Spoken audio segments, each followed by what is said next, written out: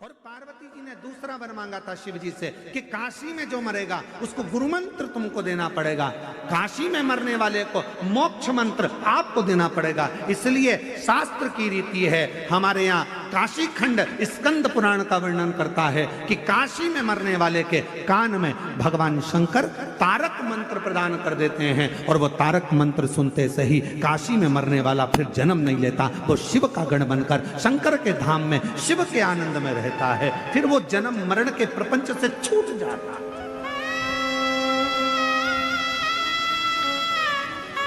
फिर वो जन्म मरण के प्रपंच से मुक्त हो गए, मुक्त।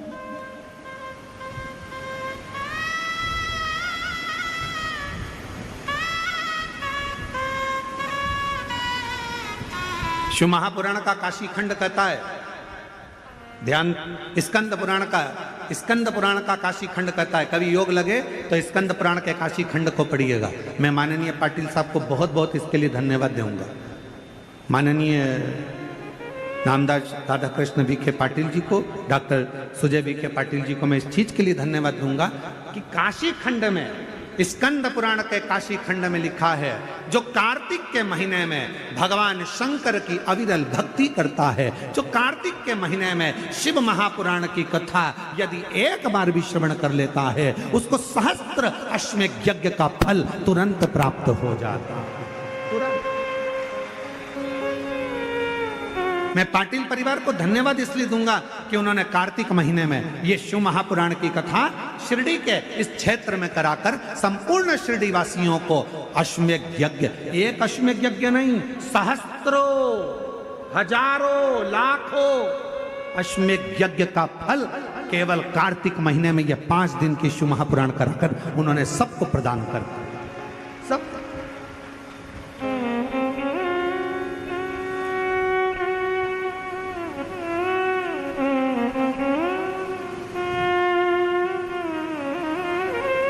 जब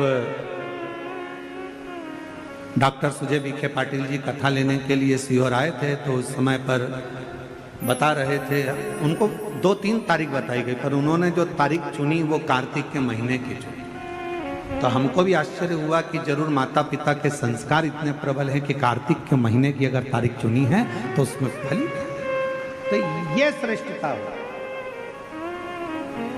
महीने में एक कथा भी यदि कोई दिल से श्रवण कर लेता है, शिव नाम ले लेता है, शंकर का स्मरण कर लेता है, शिव नाम की स्तुति कर लेता है, शंकर का अविरल भक्ति को धारण कर लेता है, शिव महापुराण की कथा कहती है, भगवान शंकर का चरित्र कहता है, आप और हम तो अपने घर पर दिवाली मनाते हैं, 33 कोटि देवी देवता काशी के घाट पर, गंगा के घाट पर दीपावली मनाते हैं, काशी के घाट पर दीपावली का पर्व मनाया जाता है।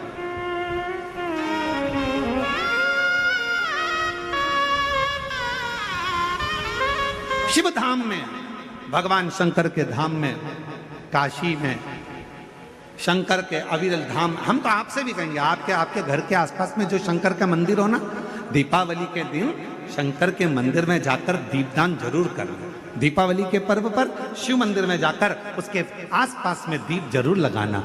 क्यों? आपको वही फल प्राप्त होगा जो काशी में देवताओं ने दीप जलाकर प्राप्त किया, वही।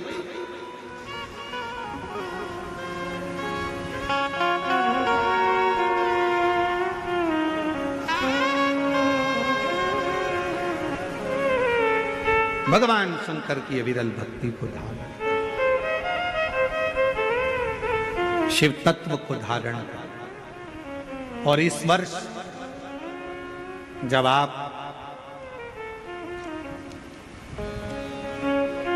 बीस अक्टूबर को दिवाली मनाएं और 20 तारीख को जब आप दीपावली का पर्व मनाएंगे,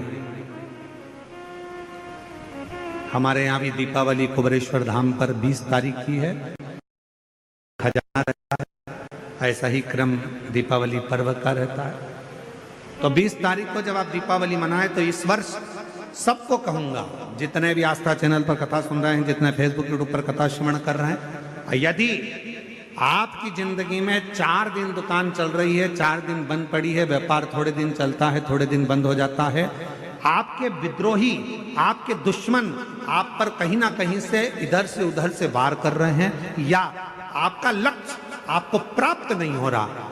कोई बहुत मेहनत करता है, बहुत मेहनत करता है तो भी लक्ष्य नहीं मिल पा रहा। जहां तक आपको पहुंचना है वहां तक यदि आप नहीं पहुंच पा रहे हैं तो इस दीपावली पर जब आप 20 तारीख को दीपावली का पर्व मनाएं तो 20 तारीख को दीपावली के पर्व के दिन शंकर भगवान को स्पर्श कराकर एक बेलपत्र लेकर जरूर अपने घर पर आए और जहां पूजन कर रहे हैं उस बेलपत्र को एक प्लेट में अवश्य रखें। उस पर हल्दी और कुंकू उस पर अवश्य चढ़ाएं। एक चावल का दाना लाल कर, एक चावल का दाना पीला कर उस बेलपत्र पर अवश्य चढ़ाएं और उस बेलपत्र को अपने पास में 1 वर्ष तक संभाल कर रखना।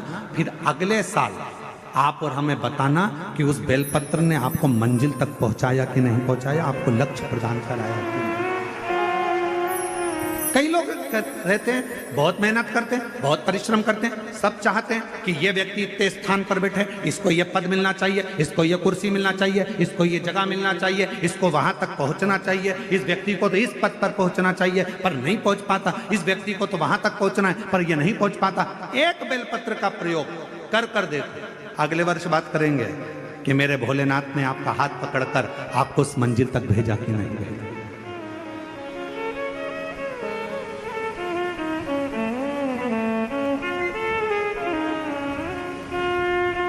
कई व्यापारी, कई किसान कह देते हैं, अरे गुरुजी हमारी फसल पिट गई, अब की बार हमारी जो पिक थी वो पूरी की पूरी पिट गई, हमारा पानी ने बेकार कर दिया, हमारा इसने बेकार कर दिया, हमारा उसने बेकार कर दिया। बेचारा किसान कर्जे में होता चले जाता है, तकलीफ में होता चले जाता है। हम उनसे भी कहेंगे एक बार प्रयोग कर देखिए, एक बेलपत्री का दीपावली की रात्रि को, और अब की बार दीपावली का पर्व 20 अक्टूबर को जो मनाया जा रहा है, 20 अक्टूबर दीपावली पर्व के दिन एक बार प्रयोग कर देखिए कि वो बेलपत्र शिव जी को लगाया हुआ। क्यों? क्योंकि भगवान शंकर ने माता लक्ष्मी को जब भगवान विष्णु को दिया था, क्योंकि माता लक्ष्मी की माँ ख्याति देवी तो लक्ष्मी जी का विवाह शिव जी से करना चाहती थी, पर शंकर जी ने मना कर दिया था कि मैं विवाह नहीं करूंगा, इनको तो नारायण को दे दो। तो लक्ष्मी जी को भगवान शंकर ने जब यहाँ आया तब माता लक्ष्मी ने वर दिया, भगवान शंकर से प्रार्थना करी, आप मुझे आज्ञा करो। शंकर भगवान ने कहा, जिस दिन तुम पृथ्वी पर भ्रमण करने के लिए आओ और जिस स्थान पर बेलपत्र विराजमान हो उस स्थान पर तुम सदा विराजमान हो जाओ। वहां से फिर अविरल बोल बम का नारा है। इतना धीमा बोलोगे तो शिरडी वालों कल्याण तुम्हारा। अच्छे से बोलो जरा, बोल बम का नारा है। हर हर महादेव। शिव तत्व की प्राप्ति।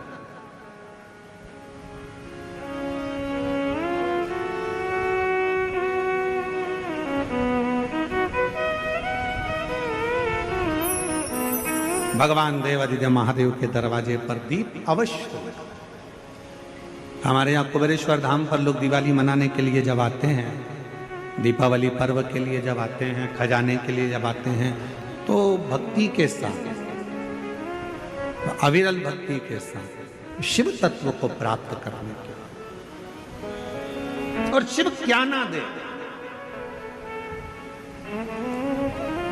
भगवान शंकर न बन जाते, वो भस्म।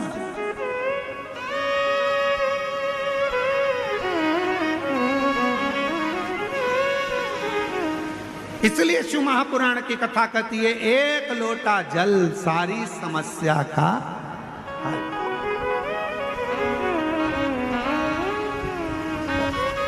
एक लोटा जल लेकर शिव मंदिर जरूर जाओ। वो कहे शिव महापुराण मध्ये एक लोटा पाणी घेऊन खूपचा महत्व आहे।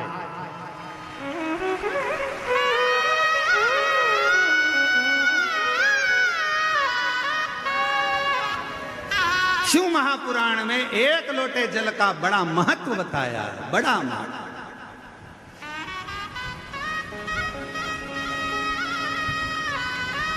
शिवपिंडीचा एक लोटा पाणी घेऊन तो जो एक लोटा जल शंकर की पिंडी पर जल चढ़ा देता है, उसका खूब खूब खूब खूब खूब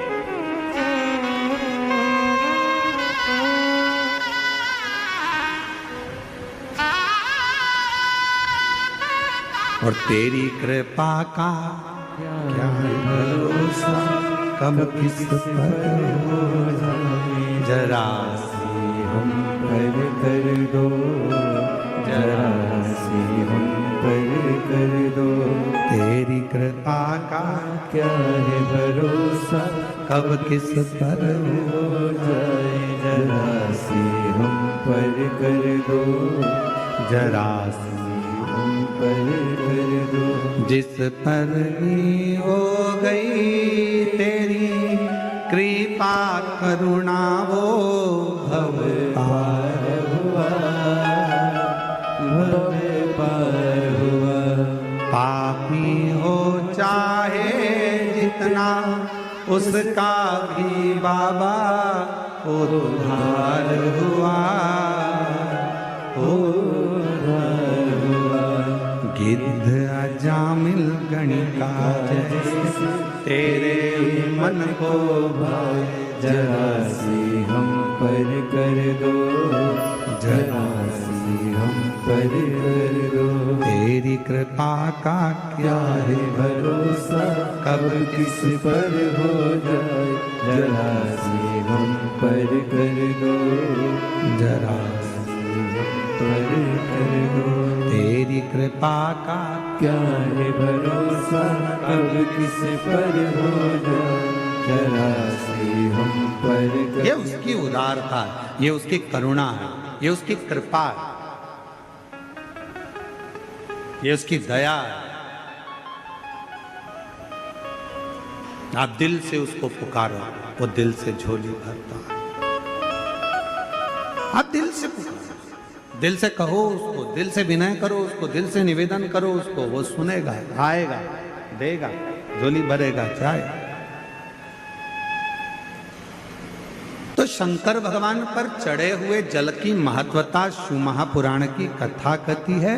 भगवान शंकर का पवित्र चरित्र कह रहा है कि मरने वाले व्यक्ति के मुख में गंगा जल क्यों दिया जाता है। आपके बच्चे पूछें, आपके रिश्तेदार पूछें तो उनको बताना कि शिव महापुराण में वर्णन आता है, स्वयं यमराज की धर्म पत्नी धुमोरना ने यह प्रश्न स्वयं जिस पर यमराज बैठते हैं उस भैंसे से, उस पौंड्रक से पूछा, भैंसे से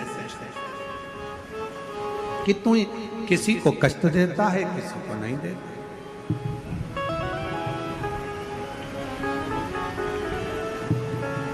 किसी को तो तू अच्छे से लेकर जाता है और किसी को रुला रुला कर लेकर जाता है। बात क्या?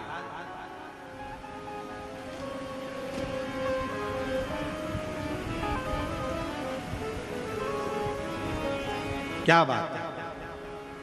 तो भैंसे ने कहा कि मैंने शिव जी ने, शंकर भगवान को मैंने वचन दिया, क्योंकि मेरे देवाधिदेव महादेव ने तो मुझे यमराज को दिया।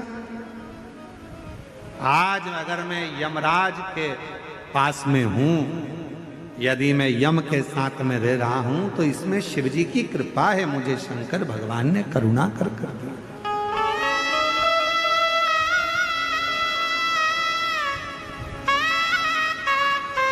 ये शिव की उदारता से मुझे मिला।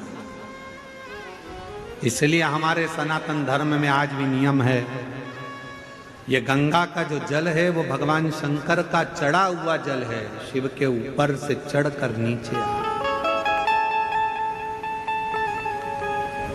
कई लोग हमारा बहुत विरोध जब करते हैं तो विरोध में कह देते हैं कि शिव जी पे चढ़ा हुआ जल मत पियो। सीहोर वाले महाराज ने बताया पियो, और ये कहता है मत पियो। तो जो तुमसे कहे कि शंकर पर चढ़ा हुआ जल नहीं पीना चाहिए, तो उनको कहना कि फिर तो मरते समय तू गंगा जल भी मत पीना, क्योंकि वो भी तो शंकर जी पे चढ़ा हुआ है। शिव जी के शीश पर आया तब तो नीचे आया। शिव महापुराण की कथा कहती है कि धुमोरना से यमराज जी की धर्म पत्नी से स्वयं भैंसा कह रहा है, वो पौंड्रक भैंसा कह रहा है कि शिव की कृपा,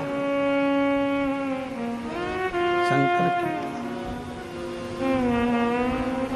कहा जिसके ऊपर शंकर का चढ़ा हुआ जल का प्रोक्षण हो, जो शिव का चढ़ा हुआ जल का आचमन कर ले, कहा उसको फिर कोई नरक। हे भोलेनाथ, हे भोलेनाथ, इतना तो करना भोले, जब प्राण तन से निकले, इतना तो करना भोले, जब प्राण तन से निकले।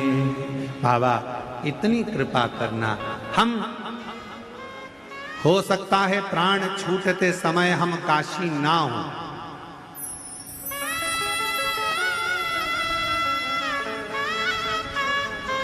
हो सकता है प्राण छूटते समय हम काशी ना हो, पर यदि हमने शंकर भगवान आपको एक लोटा जल चढ़ाया है तो इतनी कृपा जरूर करना, हम भले काशी में ना हो पर काशी वाला हमारे करीब में जरूर हो। ऐसे ऐसे काशी वाला,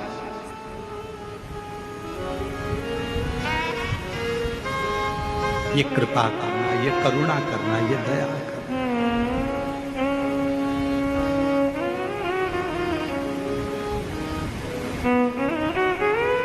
यमराज की जो ये शिव की बड़ी उपासक है।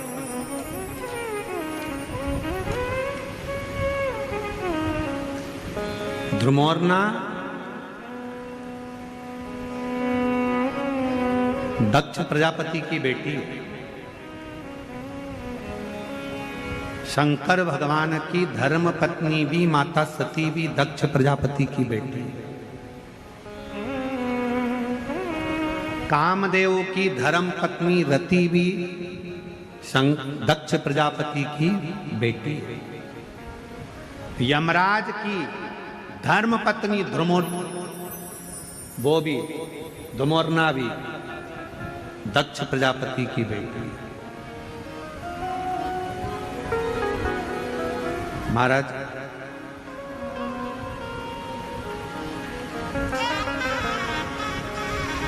एक कथा बड़ी अच्छी आती है धुमोरना के विवाह की। बड़ा सुंदर प्रसंग आता है